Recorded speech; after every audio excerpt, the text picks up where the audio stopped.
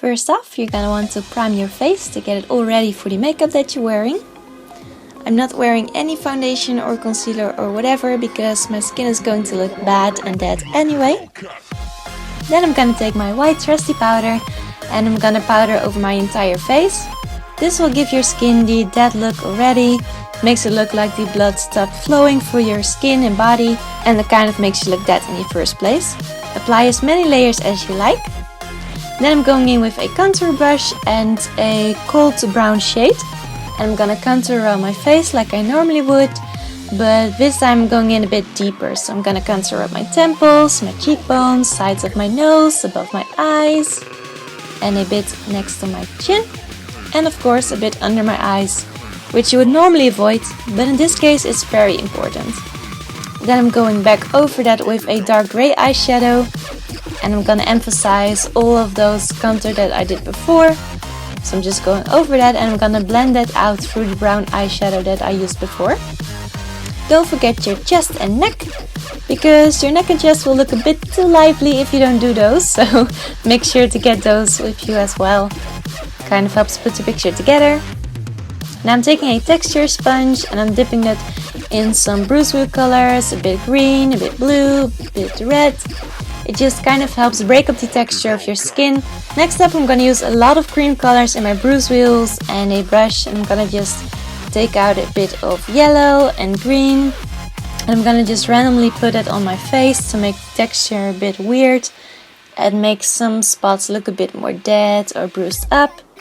Now I'm using cream colors because these are the most realistic looking colors. They look more realistic than aqua face paints or whatever. If you're going for a really realistic SFX look, cream colors will blend in a lot better and look a lot more realistic in the first place.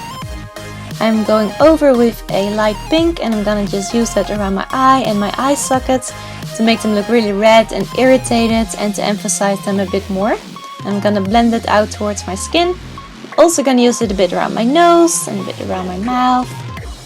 Going over that with a darker red to make it look more darker and to give it some depth and dimension. And I'm going a bit more under my eyes, above my eyes, to make everything look red and dead. And I'm gonna emphasize that again using some blue. The blue circles you normally cover up, you're gonna bring them out today.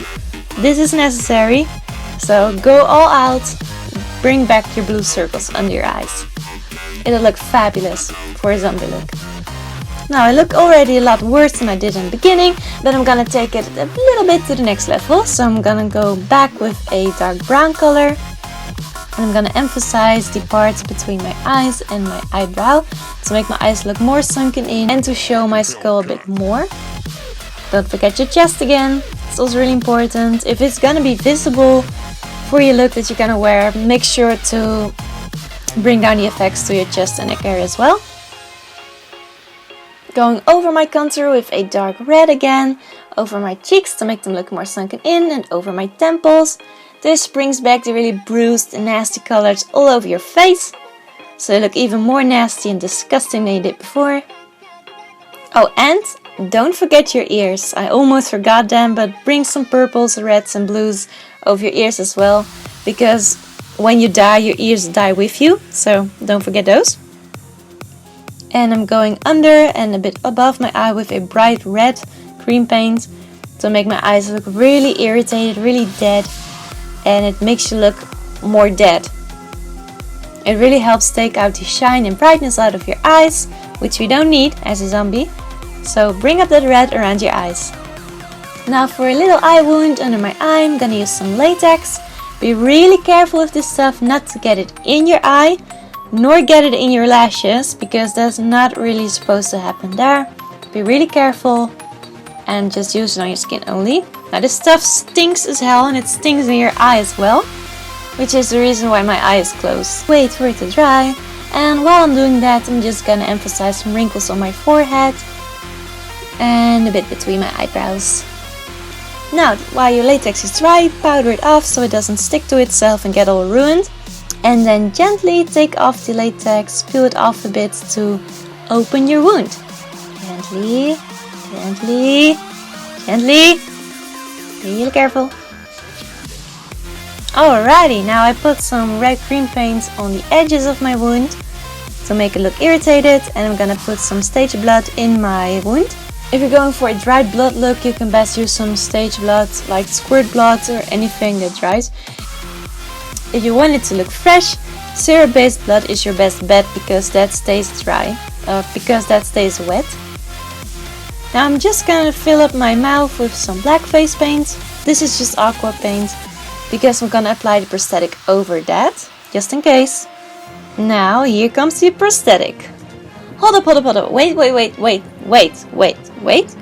There's a prosthetic? Yes, there's a prosthetic. For this look I already created a prosthetic before. I made it in clay and I poured it in latex. I already pre-painted it. Now I'm just gonna apply it. You can also finish this look without the prosthetic. If you want to, I can make a tutorial for the prosthetic. But here we go. So, here comes the prosthetic. I'm gonna apply spirit gum first to make my skin all sticky and stuff so the prosthetic stays in place. Tap until it becomes sticky. And I'm gonna gently apply my prosthetic. Careful. If you apply a prosthetic, make sure to get around all of the edges of the inner parts. Make sure it sticks to every spot of your skin. You don't want it to get loose halfway through your makeup look. Now I'm gonna apply latex at the edges of my prosthetic because you can clearly see the edges right now. So to muffle them away a bit, I'm gonna apply latex and I'm gonna apply really thin sheets of tissue paper over that. Going over the tissue paper with latex again to blend a bit more in the skin and make sure it sticks to my skin. And to get it as flat as possible so it blends in better with my skin.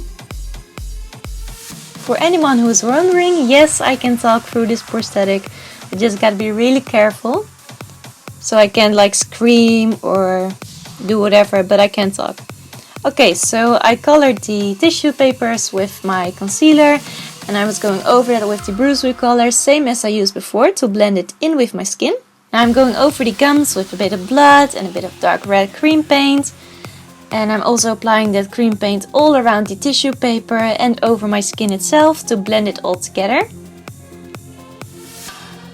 Adding up some blood to the gums and a bit around the teeth and just around the entire mouth itself, because who knows, your zombie might have bit someone.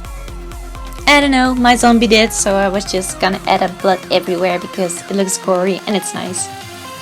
A little bit of splatter blood on the mouth. Now I popped in my contacts, a red one and a bright white one. And all that's left to do is mess up your hair. You can also add some blood to your clothing, whatever you like. And your zombie look is complete. I hope you liked this tutorial, I surely did. It was my Halloween look for this year and I really enjoyed making it and I was really happy with the results. So let me know what you think of it and I'll see you in the next one. Bye!